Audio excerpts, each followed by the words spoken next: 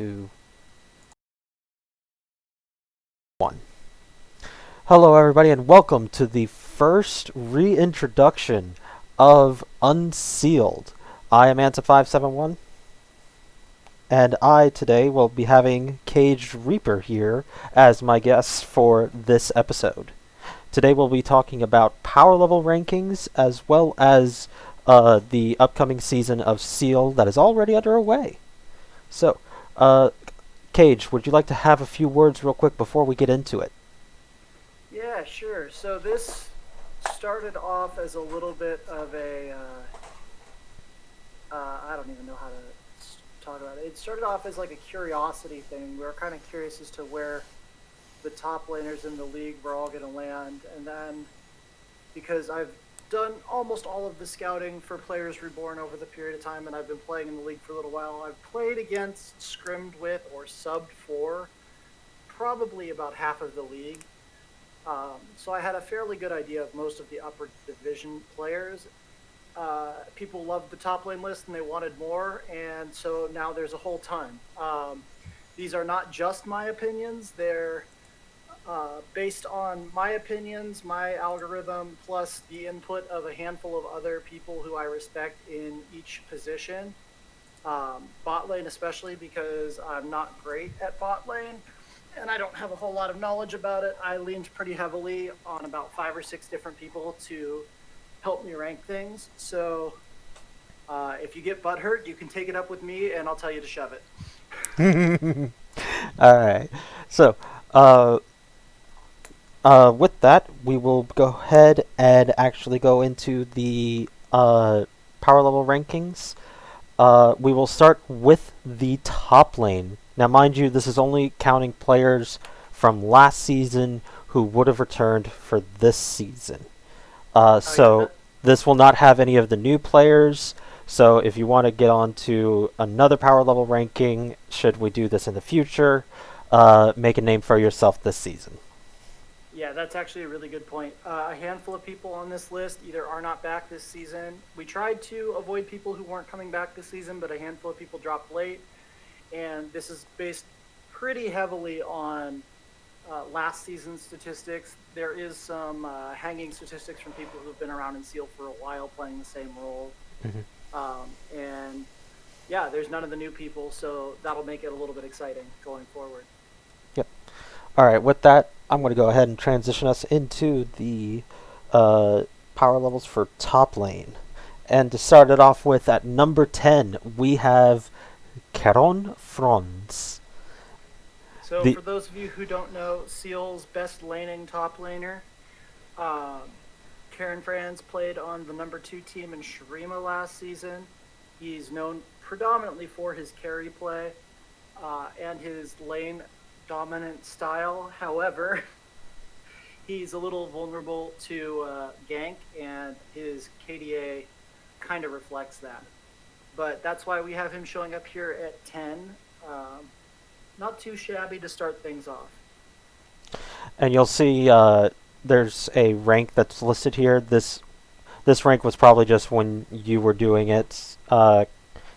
Karen's fluctuated between platinum and gold for the past several seasons. Oh, yeah, so points on the player cards. The player card rank is based off of the rank that I took off of Porofessor, which takes your highest aggregate rank of ranked solo queue and ranked flex, I believe, from last season.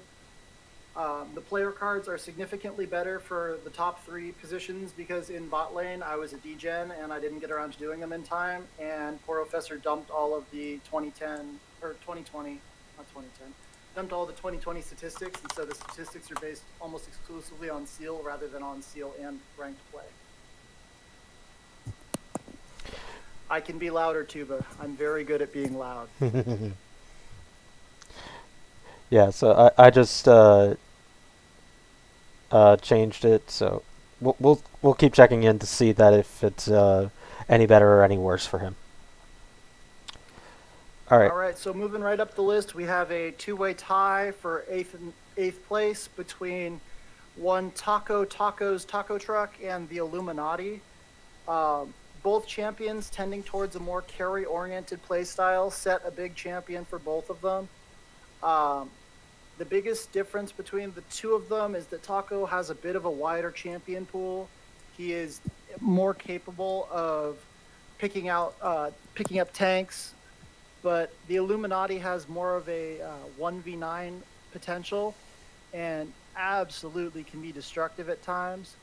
But you got to keep the Vladimir out of his hands. He can be a bit of a Vladimir one trick if you let him. And as we get up to the next set, we have a three-way tie for fifth, which is part of the reason why I did a top 10 ranking instead of a top 5 ranking, because I didn't want to break this tie, and it was making me quite cranky. So in the three-way tie for fifth, we have our own retired Ansem 571, one particularly perturbed dragon, and Koite. Looking at the three of them, it was really difficult to break this tie because they are three separate sides of the same coin. You've got Ansem, who is a tank player predominantly and is more of a team-oriented player.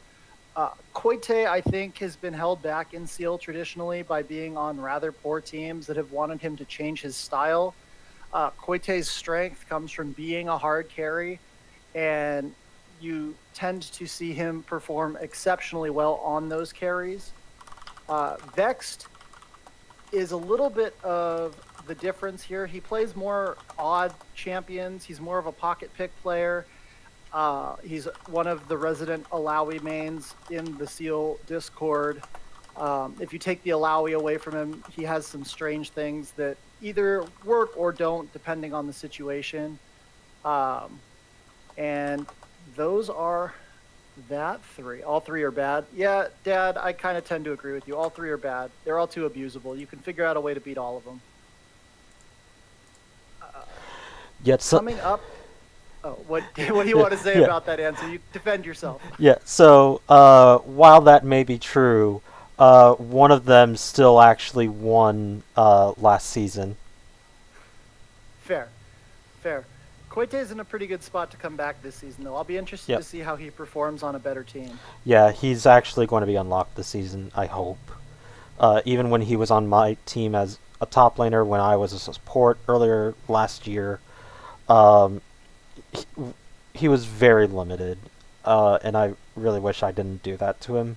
He's really too good of a player to do that otherwise. But yep. Oh, and shameless plug for the Vex Dragon here. If you ever want to watch a stream about somebody crying about the meta the whole time, go watch Vex stream. It's great. It absolutely fills that need to have somebody be furious at the enemy team for playing champions that are effective in the meta. I love it every time. Moving on, in fourth place, we have the first of our lower division players actually to show up in Cheeseblaze. Cheeseblaze is fairly well known from his time smurfing in Freljord and Noxus. Oh, sorry, I know I'm not supposed to use that word anymore. Well, just beating the shit out of kids. Cheeseblaze is a Fiora Urgot 2-trick. Yeah, I know, that wasn't much better. Cheeseblaze is a Fiora Urgot 2-trick. If you take him off those champions, his ability to carry is less. But if you give him his Urgot, you will lose the game. And there will be nothing that you can do about it. And I think he might be the highest ranked of the lower division players, just based on the sheer domination that he's demonstrated, as well as his really, really strong underlying statistics. But that's a champion that's a player that we always like to watch when he decides to show up. Yep. After he takes the Fiora and Urgot off because of bans and whatnot, he does significantly drop. I remember playing against him. I'm pretty sure it was Cheeseblaze. Long time ago, but he's not a bad player. I personally believe that he is just highly overvalued because he's been basically just destroying everybody in Pislow. I mean, and that was the accusation against him. A handful of people thought that I overranked him. I've casted a lot of his games, and I think that his playstyle carries over. Uh, I just think that the only thing that really limits Cheese from being even more powerful is the fact that he is limited with the champions that he plays. And also, this is for fun. So, am I a little toxic? Yes, but that's not the point. The point is, we're just here to have fun with this for UnCEALeD and for these power rankings. So, uh, just not too extreme for everybody, but of course everybody wants to know who's number one. So, let's go ahead and move on to number 3. Number 3, you have one of the most difficult to handle top laners in Seal, in Snizbone. The resident top laner of the Silverbacks, Snizbone is an absolute headache to handle because he plays just about every style. You give him Scion, he destroys you. You take away Ornn, he picks Gnar, and then he kills your tank. You try to stop him from playing tanks, and he plays Camille, and then he's jumping on your back line. Yeah. Snizbone is absolutely a difficult person to handle. Snizbone's biggest negative is the fact that he is not one of the people who's going to solo carry a game. I say that after the fact that Snizbone solo carried one of the only games that Players Reborn lost all of last season. Yeah, so I remember those games. I don't remember game 1 per se. Like, I remember that was the game that he hard carried on. Game 2, I remember a lot more clearly. I was playing Ornn into his Jax, I believe. And this is another thing that I found that actually is a way to get around Snizbone's hard carry potential. If you do fall behind, but you're able to wave clear, so that way he can't push his advantage, then he just starts getting more and more frustrated, and then he starts losing his mental. Unless he's playing Scion, and then he ults across the map and kills our whole team again. Anyways, Snizbone, number 3, with a power level of 88. I think if we were to pull the top 10 players across all roles, I think that still lands him in the top 10 of all the roles. Maybe as a special mention. Yeah, if not, still significantly there. He'd either be honorable mention or filling right into the bottom. Moving on next, Ansem's replacement on Players Reborn, the better resident Alawi one trick, TTU Phoenix. Another person who has languished on hit and miss teams the past couple of seasons. Phoenix is one of the people who will absolutely end your game if you give him Alawi. And you won't understand how it's happening or why it's happening. And then you get Alawi ulted and everybody disappears and you're left looking up. The biggest problem that Phoenix has sometimes is kind of like all Alawi mains. He likes to overextend and doesn't always have the best vision control of his river.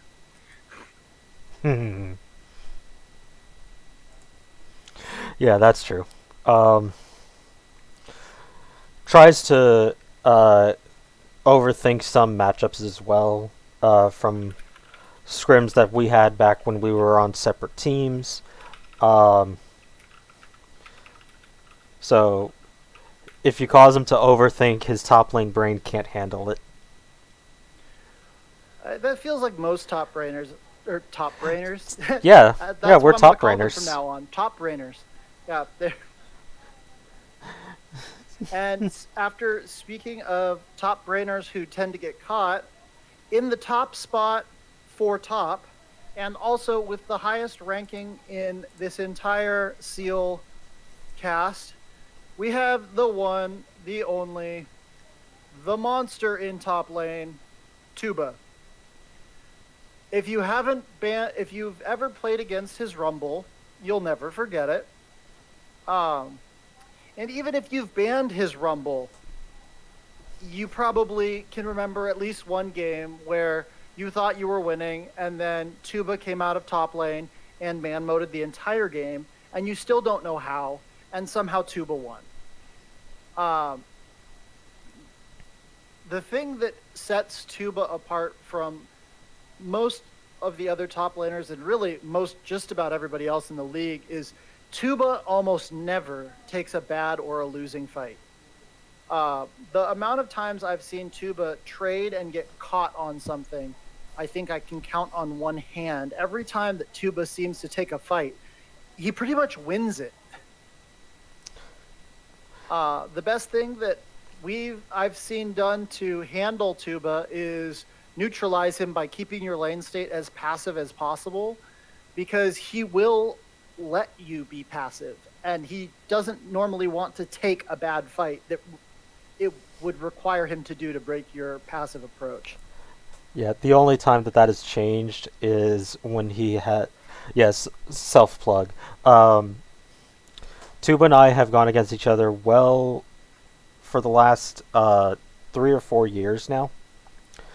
Since, yeah, for those of you who can count, that is before Sealed, in a league called Vantage. And as you can tell, the power level ranking is very different between him and I. So I have to be creative with how I can go up against him. And because of the creativity that I have come up with against him in the past, his mindset is completely thrown out the window against me, which was actually how I presented myself for Players Reborn to be, hey, I will bring Tuba down to my level. And that's really what you can do is just try not to fight the Tuba. The fun thing about this season, at least up in Ionia, is we have those 3 top laners on 3 top teams in Ionia. And I think thus far, Snizbone has the 2-0 edge on Tuba. Yes. It'll be interesting to see what happens going forward. But plug for probably next Sunday, Snizbone and TTU Phoenix will be lining up on opposite sides of the rift. Yep. For another rumble in the top lane. Oh God, don't you do that. But yeah, no, like, Tuba is really just a great top laner. The thing that I noticed, though, is that for those first couple of years that I would go against Tuba, he couldn't play in a matchup where he didn't get the counter pick. I even called him out in a best of 5 that we had one time that he couldn't do exactly that. Game 1, he got the counter matchup. Games 2 and 3, he didn't, and he lost. Game 4, he got a counter matchup, but he wasn't used to it, I guess, or something. I don't know what happened. We don't talk about Game 5. But he has grown in this competitive setting from Vantage into Seal, and he still has the same tendencies that he did before, and it'll be up for other people to figure out what those tendencies are. Because there are ways to beat him, and if you actually looked earlier this week, back on Sunday, Tuba ended up losing 2-0 and took several bad fights. So there are ways to beat him. You just have to look for it. It's not something that can truly be explained. You just have to keep doing it until you finally figure it out. It also really helps when you have jungle pressure against Tuba, which can be a dangerous proposition at times. Mm-hmm. But let's move on from the top lane. Number 10 for the jungler. Oh, we're moving over to jungle now. All right. Our number 10 ranked jungler is going to be Monte Carlo Method. Another one of the lower division players who managed to find their way up onto this list. Monte Carlo Method is notorious for his Warwick play. Um, Beyond Warwick, he also shows up on some other tanks and bruisers. Having played with Monte Carlo a little bit and subbed in for his team a couple of times when I was still playing mid lane, the thing that he does really, really well is his objective control and his map presence are really, really strong. The biggest things that he struggles with, obviously, are with the champions that he plays. His CS can be a little bit low, and his kill participation's not always great. He's not always the most active jungler on the map. And can be a little bit of a Warwick one-trick, but I think that he's demonstrated some pretty good growth on other champions throughout Seal, getting it banned away from him. And also, just so everybody knows, everybody in these level rankings will have at least a passing grade. We're not going to see like a 40% in a top 10. I'm sorry. That's just not going to happen. So, first 70s, but still hitting up there with the other junglers. Next, from Ionia Division last season, in 9th place, we have Budwolf. Budwolf is a Kane one-trick. He's diversified since coming into Seal.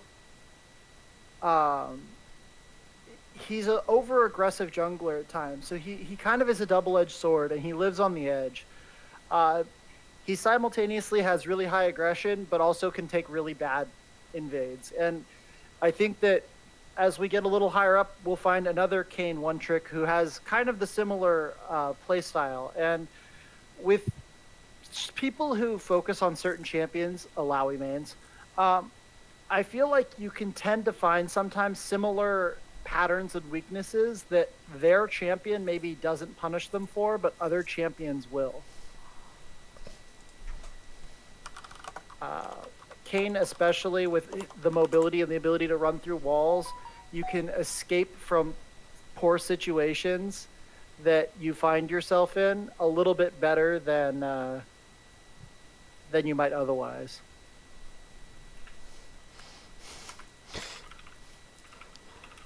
Yeah, I've had Budwolf on and against my own team. I can agree to those. After Budwolf, we have another lower division player in Randomonia, who, again, the lower division players seem to really like the Amumu Warwick Jarvan. And I'm going to guess that's because down in Freljord and Noxus, y'all like to fight, and fight a lot. Well, from what I've seen, Amumu has become like this staple jungler that all Seal junglers play. Like, it doesn't matter to the division. Like, all junglers, when Amumu is played and sealed, I think it has something like a 80-90% win rate when for whoever picks it, and that's across like since season 0 for sealed. So for 2 years, Amumu has just been this like monstrosity of a jungler. He's not that high picked like other junglers like Gragas or Lee Sin or what you would expect in a competitive controlled environment, but Amumu still does everything you would need for a frontline jungler. So if you're a jungler and you don't pick up Amumu, then you're the odd man out in Seal, I feel. All right, and then I'm going to flip that and say, for all you idiots still playing Amumu, I have my highest mastery on Amumu. Amumu's dog right now. Don't play that champion. It's terrible. It's a garbage waste of time. Go learn a different tank. It's tragic, but Riot broke him and then nerfed him to the point where he's not a relevant champion anymore. To answer the question, so UnCEALeD, is this going to be a weekly thing? UnCEALeD, which is what this is going to be a weekly thing. Power level rankings is not going to be a weekly thing. If we do, then Cage Tier would probably be dead before the end of week 3. Oh yeah, no. This power rankings took somewhere around 12 hours, and it will not be 10 strong ever again. There might be a top 5 players update that happens closer to playoffs, but this was a much bigger endeavor than it was ever intended to be, and yeah, that's all I have to say about that. Yep. Yeah. Thank you. Thank you, based Cage Reaper. This was supposed to be a quick rank people thing, but then I couldn't, in good conscience, do that without looking at everybody's underlying statistics. And I hate statistical analysis. Don't make me do it again, please. Okay. All right, so after Randomonium, who has performed exceptionally well in the team fights of lower divisions, we have Mayor of Huevos, who is a very odd jungler. Mayor likes weird picks. Mayor also has always played on Tuba's team, which leads to a slightly different approach to the game, I feel like, when you have a rock up in the top lane. And so Mayor does a little bit of everything. Mayor's biggest weakness, though, is tank play. He will frequently opt to pick nope, Smurb, we got more than just junglers. We've got the whole kit and caboodle rank today. Check the VOD on YouTube later tonight. If you missed top lane, we just did top lane. We'll probably pop over to the entire spread after this. And if people are interested, I can post a link to the Google document that it's all on in the Discord later for your browsing pleasure. But yeah, so Mayor can play a little bit of everything, doesn't do great on tanks, and takes poor ganks at times, but really, really excels, kind of like all of Mouthfeel, I guess they are this season, with their team fighting and their working together. And he's tied at 6th place with rated DR20. Oh, rated R20. It would help if I could read. Rated R20. I don't know if he's come back this season. He has not come back this season. Okay. Well, then I'm just going to gloss over it and say rated R20 is a carry player who likes to die a lot and can't play tanks.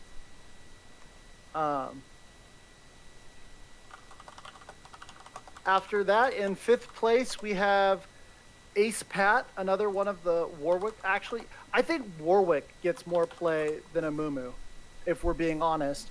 I feel like there's more Warwick players in UnCEALeD than there are Amumu players. Or maybe Warwick players and Amumu players are the same thing, and that's what happens there. They are. But in 5th, we have Ace Pat, who I believe at the last second took the season off, as did the person in 4th place above him. So for all y'all hoping to get on one of these lists, Jungle has taken a bit of a hit this season. And a lot of people have left the list. So Pat is a assassin player predominantly, Warwick Nocturne Kha'Zix, and his strength is macro and team play. Just above Pat, in 4th place, is Holv, who is the other Kayn one trick that we talked about. Holv plays 2 champions, Kayn and Zac, and if you ban them out, Holv runs it.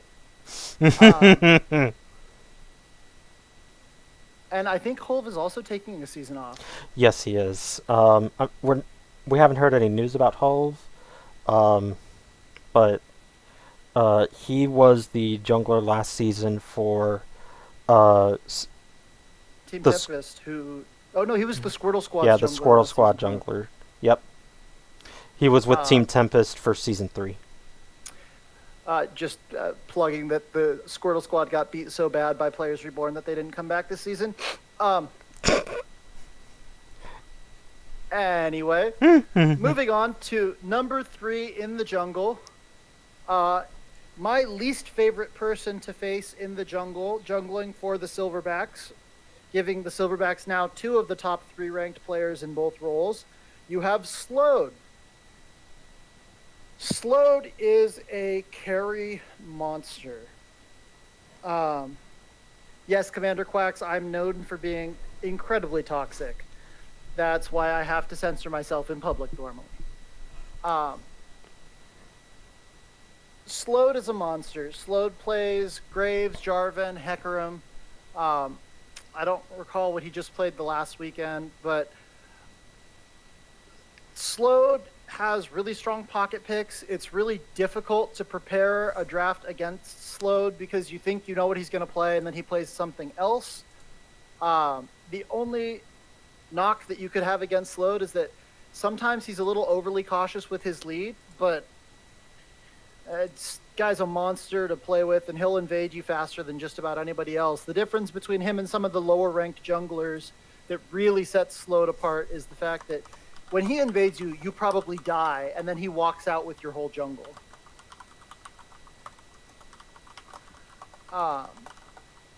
And then there's actually a tie for first place in the jungle, in part because I felt like it was a little narcissistic to put myself in first place, but in part also because I Am Stro has been an absolute monster in Seal.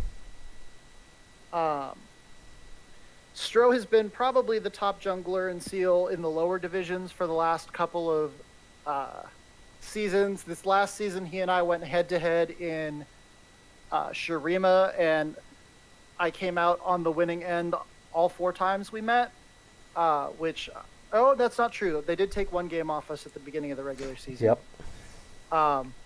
But Slode and I play completely opposite styles of... yeah, I know he's a mid laner now. He ran away because I beat him too bad in the show match. Oof. Hashtag Slode running. Or that's not Slode, Stro running. God, Slode and Stro, you two, both are Cage hates carry people. nightmares. Cage hates people. Confirmed. Yeah, well, this is true. So Stro and I are kind of two sides of this, or two opposite sides of the jungle. I play objective control and team-oriented. Stro's trying to style on you and make it so that you can't even play your own game. If you've ever had somebody take 3 quadrants of your jungle on repeat for an entire game and wondered what the hell happened, it was odds are you played Stro or Slode. So from Stro, you see his classic players are Lee Sin, Gragas, Graves, things that farm, punish, duel really well, whereas I played a bit of Warwick last season, but Sejuani and AP Shyvana were some of my other top champions last season. Very, very different approaches to the game.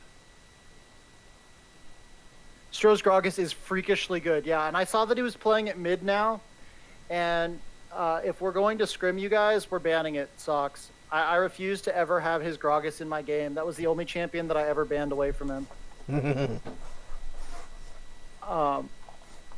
It also really didn't help that his old mid laner Glitchy loved playing Yasuo, and Gragas Yasuo is absolutely horrible. We have not done ADCs yet. We're doing mid laners from top to next. bottom.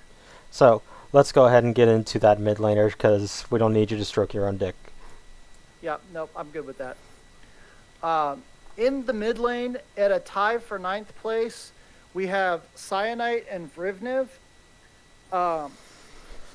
Cyanite has been absolutely smacking kids down in the lower division, but that is the lower division.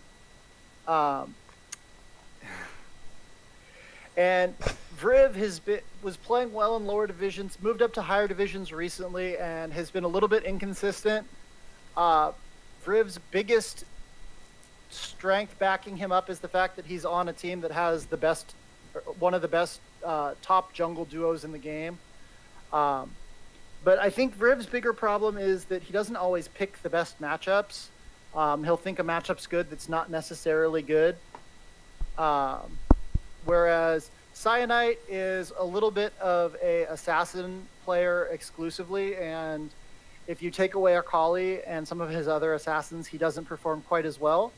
But I think in the lower divisions, he's been able to just kind of class on people.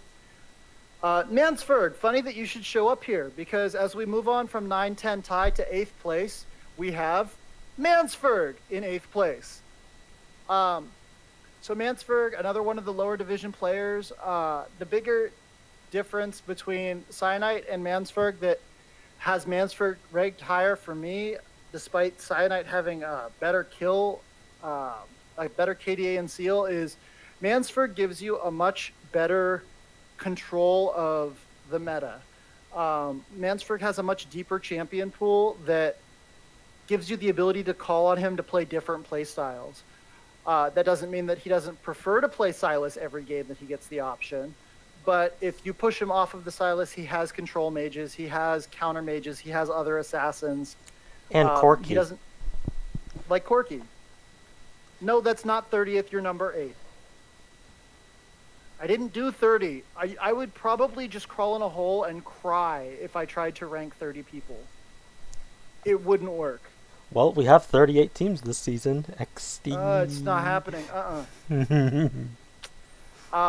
Just above Mansford, we have the infamous Gelati. If you've ever laned against Gelati, you've walked into the game not knowing what to expect and walked out of the game wondering what just happened. Don't break the poor caster. Yeah, thanks, Quacks. Gelati is one of the most difficult people in the league to characterize because Gelati plays just about everything. Gelati is an ex-Karthus one-trick. If you ever let him have Karthus, you will regret every ounce of it because even though you can beat him in lane, I've done it, he then goes to a side lane, shows up later with 350 CS, and melts your entire team with one Karthus ultimate. Don't let him play Karthus. It's not worth it. Past Karthus, Gelati has a freakishly deep champion pool. I've seen him play Soraka mid, for what that's worth, and win the game. He's capable of being a carry. He's capable of being a support. Really, he's just got a really, really deep champion pool, and it's incredibly difficult to figure out what to do against him. He is the brains behind their squad with Tuba and Mayor of Huevos, I feel. Oh, yeah, that's the other thing. Gelati knows more about this game than you've ever forgotten. If you ever have something about the game that you think that you need to, probe, Gelati's underlying knowledge of the statistics and the way the game runs is unreal. So just don't sleep on Gelati. He may be a washed-up one-trick at this point, but there's still flashes in the pan where that old man will make you regret underestimating him. Moving on past Gelati to number 6, we have a Potato. Potato Ari is, I think... How dare you make that joke? Funny, but... I mean, if I'm not roasting Potato Ari, am I even doing my job properly? No, continue. Potato Ari is a Zoe one-trick, despite being named Ari. I think maybe it used to be an Ari one-trick. Potato Ari is a player who can have really outstanding games followed by really questionable games depending on how they play the game. But one thing that you always know you got with Potato Ari is he doesn't die very often.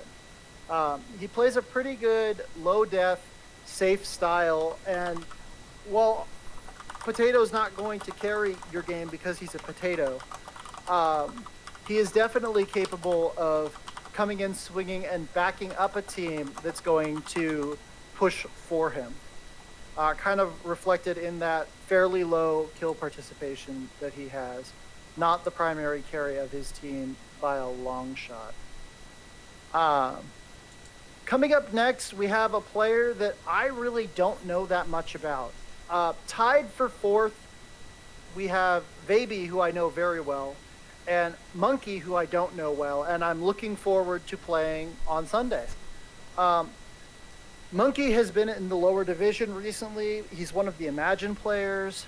Monkey is a Talia one-trick, but from what I heard about how he was destroying the lower division, Monkey's pretty cracked, and not only on Talia. And just while we're talking about cracked, Monkey basically carried his team 1v9 last season with a kill participation of 73%. I don't know that there's anybody else who cracks the 70th percentile of kill participation on this list. So I'm really, really excited to see how Monkey performs on a more heavily stacked team in a higher division this season up in Ionia. Just above Monkey, we have another person who is role swapped. So last season, Baby was a mid laner in the lower divisions playing against the likes of Monkey. And Baby is one of the most oppressive laners I've ever played against. Baby likes control mages and likes to make it so you can't farm at all, ever. Or you pay for it. Having talked to Baby, I've heard that there's more than just control mages in his deep, deep pockets of champions. But I can tell you that from what I've seen, he plays control mages. He plays them exceptionally well. But he's a support this season. So for all of you who didn't want a Corki to beat your teeth in all game for no reason, you don't have to worry about it. Baby's off playing support somewhere else. Next up, we were called for him earlier. Blue Sox was looking for him. We have Eclipse at number 3. Eclipse kind of snuck up on a lot of people who wrote him off as a 80 carry switch to mid lane.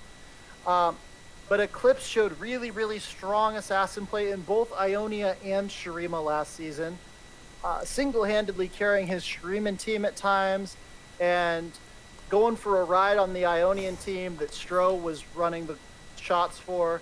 Eclipse demonstrated a really strong level of assassin play on Silas, Yasuo, and Echo. The biggest thing about Eclipse is if you camp Eclipse and kill him, he's an assassin player, and he tilts like nobody's business, and you can just kill him on repeat once you've got him tilted. Also switched out to ADC, I think, this season, continuing the trend of people who have switched out. Number 2 on our list, and one of the top-rated players in the entire league, the one, the only, Foozle Bamboozle. This guy's a monster. It was really hard not to rank him top on the list. The one thing that knocked Foozle down just a peg is the fact that he requires resources. You need to be feeding your Foozle or your Foozle will die. Mm-hmm. That being said, if you give Foozle the resources, he is the most oppressive laner in UnCEALeD. On Cassiopeia, on Orianna, he will make the game absolutely unplayable for you. Yes, Vexed, I will post it later. Foozle's a monster. Foozle's also taking a split off. Yep. Again, he was part of the Squirtle squad. So that Squirtle squad team that we smacked so hard that they're still like coming out of Oregon. Team Rocket blasted off to a point where they haven't landed yet. Which is sad because all of them are on this list. They were a strong, stacked team, and it's kind of disappointing to see them gone. But that's what happens when things fall apart sometimes. Mm-hmm. R.I.P. Moving past Foozle, we have our top-ranked mid laner, the resident Echo one trick. Yeah, Foozle requires water and feeding daily. Failure to do so may result in inting. Yes. That is a very good way to put it. Yes, our resident top mid laner is Brewer. Mid laner for Players Reborn. The strengths that Brewer brings outside of his Echo, and he is not the Echo one trick that he used to be.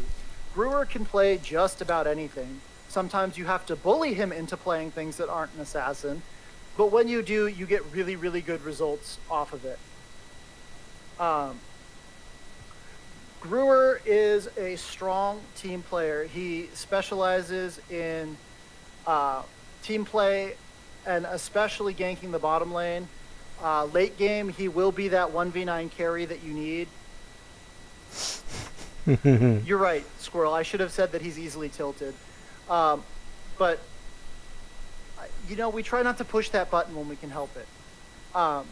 But if you've ever played against Brewer, you know that you have to spend 1 or 2 bans on his Echo and his Galio, which is still undefeated in UnCEALeD. And then he'll still pull something else out and absolutely make you regret the fact that you didn't ban that also. Easily one of the strongest players in UnCEALeD. The only thing that he's a little bit slower on sometimes is his lane control. Players like Foozle can sometimes hose him up in mid lane. Untiltable and UnCEALeD matches. I think there's one or two. I think that you're just untiltable in seal matches because we went on such a massive winning streak. Yep. But moving on from the mid lane, next up we have our AD carries. Somebody was asking about AD carries later. Well, wait no longer. Here they are. First up for the AD carries in the 10th spot, we have Style and Kronk. So I apologize to all the AD carry and support players. Like I said earlier that you might have missed, a lot of the underlying statistics that I was pulling were dropped off of the websites I was using before I got around to ADC and support. So some of the things are missing, but the overall rankings came from a pool of people who I think have a fairly good read on the game and strong opinions that were averaged and then run past the statistics that we had left. So in 10th place, we've got Style and Kronks, or Style 6 and Krons. It would help if I could say his name. Played in Shurima last season. Is more of a carry-focused laner, but can be exploited at times. And we got to pick this up a little bit, Ansem. Yes, we do.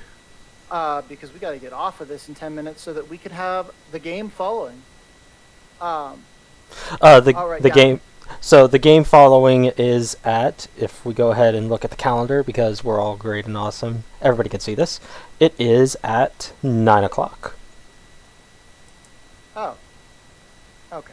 So, well, but let's go ahead and keep on moving along. Yeah. In 9th place, we have Joe Killera, the Ash Slave.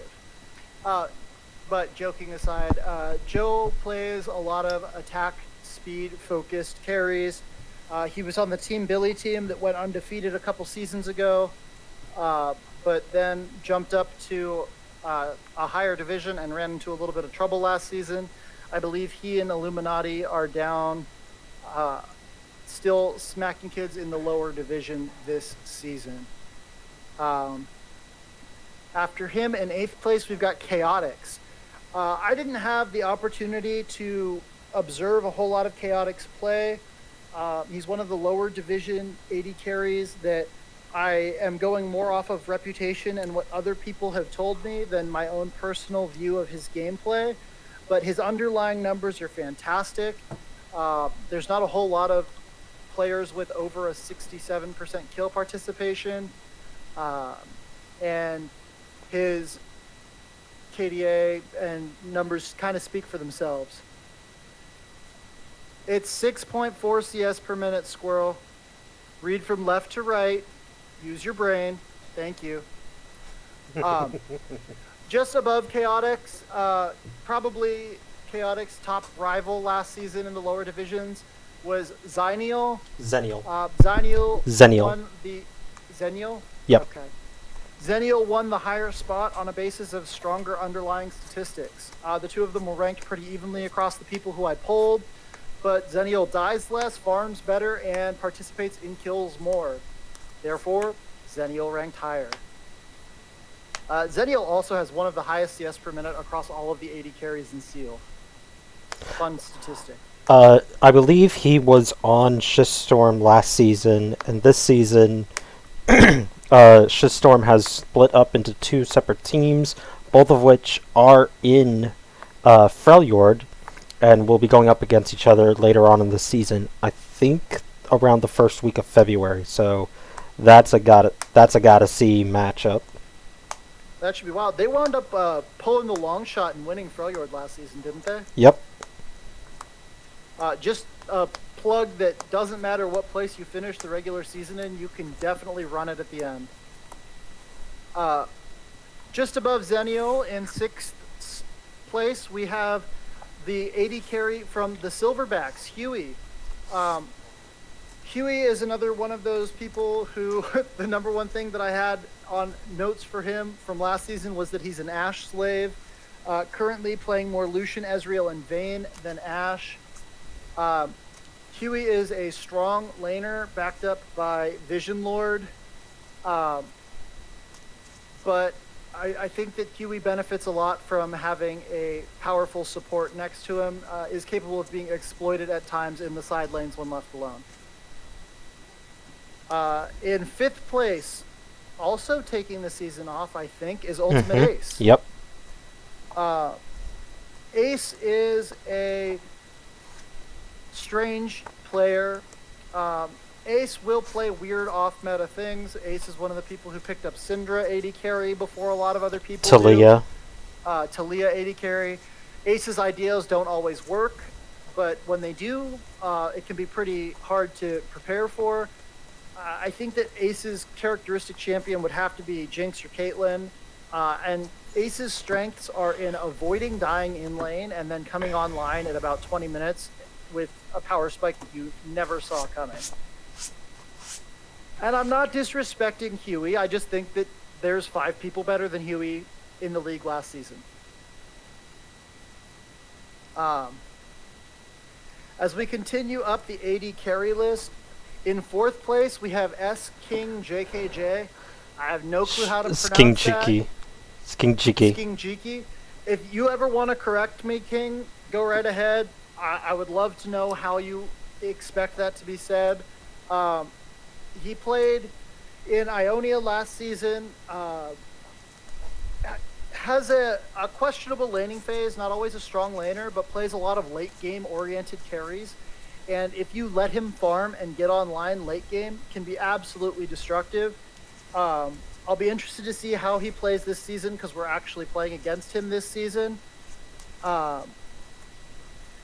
And he is bolstered very, very heavily by his support. And we'll touch on that later. In a tie for 2nd and 3rd place, we have Rixie and Savori. Savori of Cloud 10 and of the Ambitious Alligators last season. Ambiguous. Oh, Ambiguous. They were ambitious. Sking JKJ? Sking Jiki? Alright. We'll figure it out later. That helps, though. Tied for 2nd place, we have Rixie of Mouthfeel and Washed Up One Tricks, and Savori of the Alligators, and it's Skinny Pete.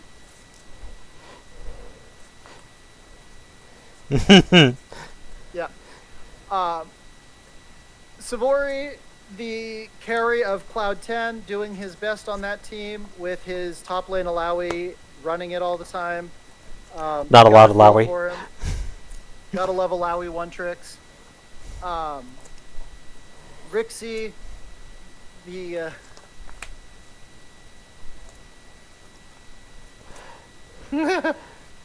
Savori coming out swinging at his Alawi One Trick as we speak. Savori really, one of the deeper champion pools of the AD carries, will pull out champions that maybe haven't been in the meta for a little while and look really good on them. There's been a couple of games we played against Savori where, despite winning everywhere else, Savori's Caitlyn almost carried the game just based on positioning and damage output. One of the more slept on and underrated AD carries in the league. Tied with Savori, we have Rixie. Rixie again of that Mouthfeel team. Absolute team fight monster. Rixie is one of the people who, if you let them get to mid-late game, they will team fight you into the dirt and you will not be able to crawl back out. That being said, Rixie's laning phase is a little bit suspect. That's probably the time that Rixie's most exploitable if you kill them a lot in lane, kind of like we saw a couple days ago when the Silverbacks played them. Their champions can take a little longer to get online and you can build yourself a lead to run to the end. Yep, I agree.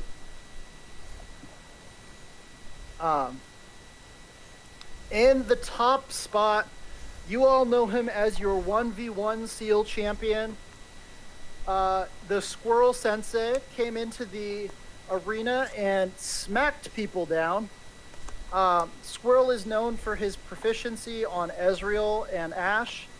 I think that he had Ashe banned against him every week of Seal after the 2nd.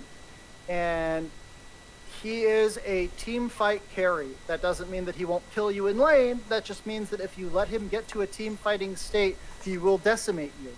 He's a KDA player. He has a KDA of 10 over The last season, he has a KDA of 10. That's not a typo. He does not die much unless he flashes forward, and then he dies. A lot. A lot. And then you will have his support be yelling at him a lot. Yeah, one of the most dysfunctional bot lane pairings that somehow works. Yep. But in the top spot for ADC, that is Squirrel Sensei. He welcomes all comers. Come take his 1v1 crown away from him. He doesn't deserve it. I dove under turret just so he wouldn't cry when I beat him on CS. Moving on to the support list.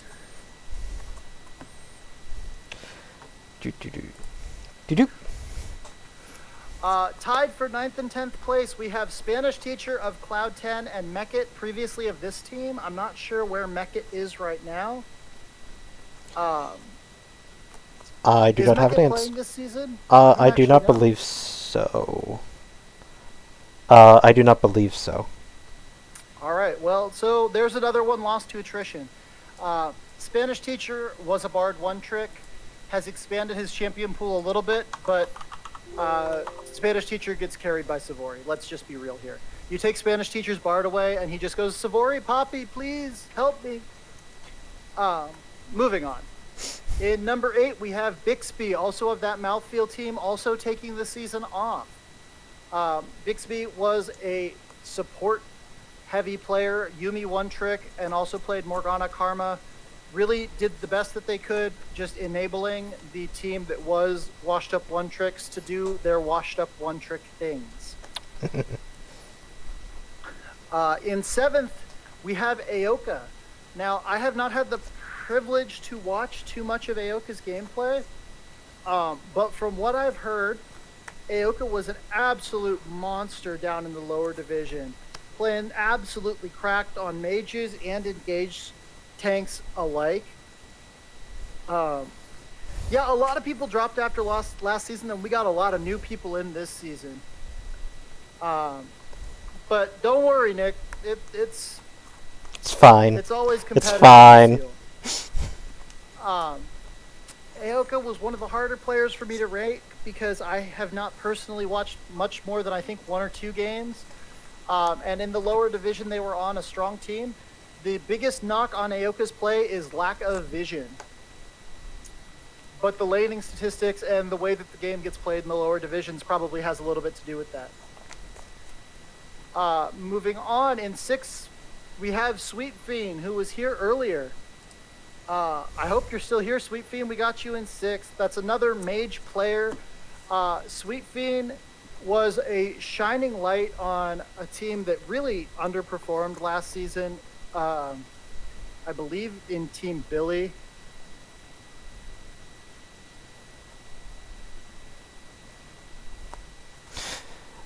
So Iama, that's Iama. So this is just based off. This is just based off of last season players that were expected coming into this season. I know you're playing Iama. I haven't seen you play, and I don't recall you playing last season, so that's why you're not here. But if you're laning with Rixie, you'll probably land on this list by playoffs. Rixie pulls their players up a lot. And Spanish, sit down. Sweet Fiend, one of the few players on this top 10 list from all roles with a kill participation over 70%. And a pretty solid vision score, despite the fact that it was not the most friendly situation and they got run down a lot playing mages in Shurima last season. In 5th place, we have Mycroft Holmes, the Thresh God, who was also on the Squirtle Squad team that is not returning. And so, because of time constraints, we're going to move right on to 4th place. I'm personally filing a complaint. I had Vision Lord ranked higher, but he did not make it that high in a lot of the rankings that other people gave me. So Vision Lord falls to 3rd. You mean 4th? Or falls to 4th. I had him ranked 3rd. My bad. Vision Lord falls to 4th. Vision Lord is notable for being able to play just about any style of support that you need. Vision Lord is one of the stronger supports in the league, just in general, particularly when it comes to controlling vision, but also when it comes to adapting to the meta. The biggest knock against Vision Lord is that he can sometimes be overly aggressive and find himself caught in a bad spot. I have heard him referred to as the discount version of Dr. Dad a couple of times. Wonder who from. And it wasn't Dr. Dad who said that. Putting that out there. It was Sus. from one of the people who I got rankings from. In third place, we have Ystariel, who has a shallower champion pool than a lot of the other picks here, but Ystariel will pull weird things out like Jinx support that With when Mikhails. they look really good, and then other times they're just an epic disaster, and you don't really know what happened and which way's up. Hey Cage, remember when Ystariel pulled out Jinx support in the show match for Shurima vs Ionia, and because of that everybody thought that Shurima didn't actually win against Ionia because of that? Yeah, for the record, anybody who thinks that Ystariel thinks Jinx support's a viable thing and has done it numerous times, don't at me. And his own team was flaming him for that. Ystariel's biggest knock is low vision score. Ystariel has the lowest vision score of any of the supports, I think, in the higher divisions by a pretty significant margin. So if you're playing against Ystariel, just know that he's probably blind. In second place, we have the most toxic player in UnCEALeD, the support of Players Reborn, Dr. Dad. If he hasn't spammed Lulu laugh at you, he hasn't actually played against you. Dad is notorious for his enchanter play, and according to some other commentators of the game, playing Cancer champions exclusively. He's also been accused of being ranked higher than he should be because he plays with Squirrel. Dad coming in with a KDA of 7.5 though, has one of the highest KDAs in the league also, but his kill participation of 67% is fairly higher than Squirrel's, so you can make all the arguments you want about Squirrel carrying him, but he's involved in things that even Squirrel doesn't get his hands on. Vision score of 68, I think, is the highest or second highest in the league. His top 3 champions are all elo inflating. Yeah, no, he is tied for top vision score in the league with our first ranked player, Miss Sylvie of Team Harmony. Miss Sylvie came in and played for a bad Team Harmony team up in Ionia last season, and somehow still managed to pull out a KDA of 5.5 on predominantly mages. Miss Sylvie, though, does also have a small pool of tanks and engage players, so they're not limited just to the Lux brand Vel'Koz style of gameplay. That being said, Sylvie is an absolutely devastating person to lane against, helped along by Skinny Pete. And that is our top 10 players in all 5 roles for UnCEALeD after last season. As fast as I could possibly get through it. Yeah, because you're dying now. But this will be posted later for anyone who's interested in looking at it, looking at some of the analysis of it. Again, I apologize to the ADC and support players who wound up with a slightly less impressive player card. Just know that this took forever, and I procrastinated the end of it because it was a much bigger endeavor than I anticipated, and that's part of why everything fell off until I got a chance to do it. Vexed is washed up. Let's see, what else have I missed? I think that's it. Yeah, I think that's it. Yeah, that Vex Dragon is trash. Vex Dragon is trash. And Miss Sylvie's an absolute freak of nature. Mm-hmm. Amo, your vision score isn't all that was taken into account with this. I'm assuming you were playing in a lower division. He and was. Your underlying statistics weren't as good. He was outside of SEAL. This is ranked. The power rankings here and everything were a hybrid of SEAL statistics as well as ranked statistics. Yeah, because back when I was support back for SEALs Season 1, 2, even Season 3, I was one of the top Vision supports in SEAL with like a 90 in almost every single season, if not just under. That would have been my biggest thing. Everything else after that was just going to be like horrible.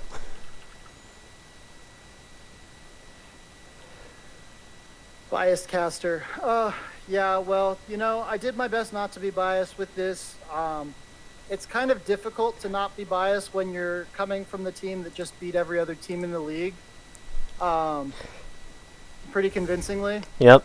2-0'd the Shurima versus Ionia match. So, a lot of this was based on more statistical analysis because when my initial ranking lists came out, I didn't like the fact that they looked biased. But then the numbers underneath everything held up what the ranks came out to be. And I can't be held responsible for the ADC and support rankings because I only was one of 5 people who contributed to them. So you can take that up with the whole SEAL as a community. Oh no. But that's all I have for you today, folks. We will post the link for this somewhere. I don't know where. Probably general or announcements. We'll figure that out when we get there. But thank you for being here for the first episode of UnCEALeD. This will be one of the few things that we'll be doing about once a week on Thursdays.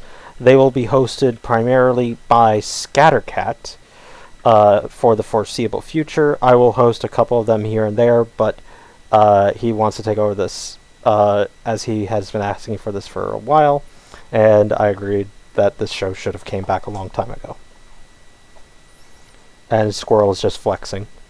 Okay. Alright. Thank you, Cage Reaper, for coming on to the show. And good luck, everybody. Our next match for SEAL will be at 9 p.m. EST. And that will be the Ionian Division's Imagine Infernal versus Team Harmony. So make sure to check it out in just a couple of hours. Any last words? I don't think so. Mad 'cause bad. Yep. Mad Later, 'cause y'all. bad. Alright. Bye-bye, everybody.